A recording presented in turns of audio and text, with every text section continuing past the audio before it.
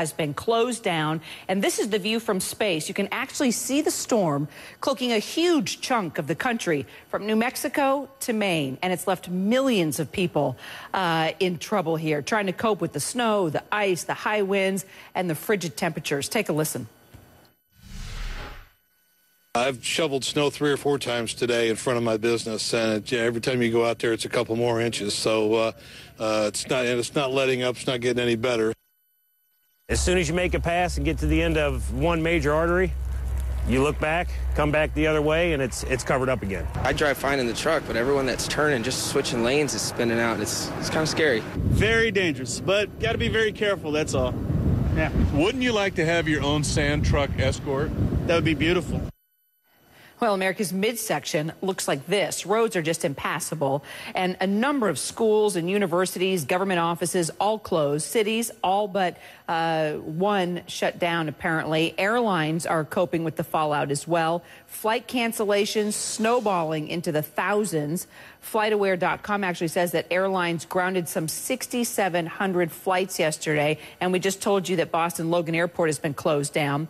Now, more than 4,500 flights have been canceled today as well. That's more than 11,000 flights total, and things may not get back on track for days. We've got teams fanned out across the Midwest. Rob Marciano is in Chicago, Reynolds Wolf in St. Louis, and Jackie Jarris keeping an eye on the big picture right here at CNN headquarters in Atlanta. But Rob, let's go ahead and start with you. You know, Chicagoans know how to tackle winter weather, but a snow day has actually been called for public school students, and this is the first one since 1999, right?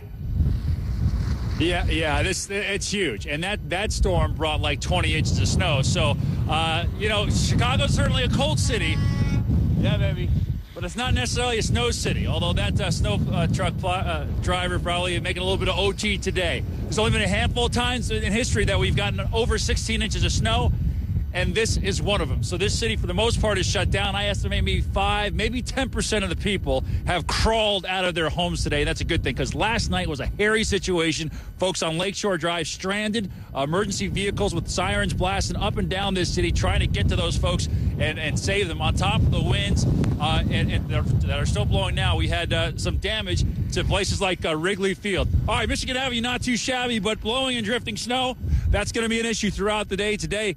With blizzard warnings remaining in effect for the next several hours, getting around by foot is probably the best idea. Folks who left their cars around town, well, they got to get the shovel out and get to work in order to get to where they need to be. But for the most part, this city shut down, Kira, and more snow coming in.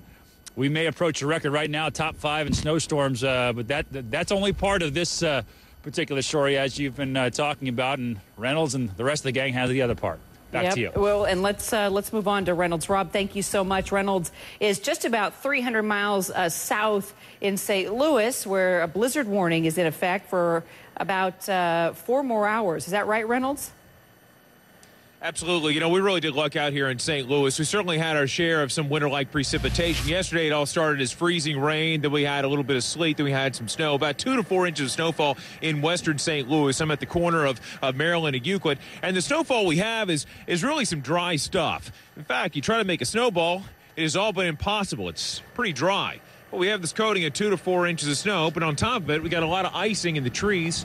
Check it out here, all these branches just encrusted with it. But you got ice everywhere. Take a look at this. We're going to walk over and show you some of these chairs and these tables here. Got some icicles over here. Walk over to some of these street signs and whatnot. Hey, check it out over here on the stop sign. This ice hasn't stopped. It's over here, too.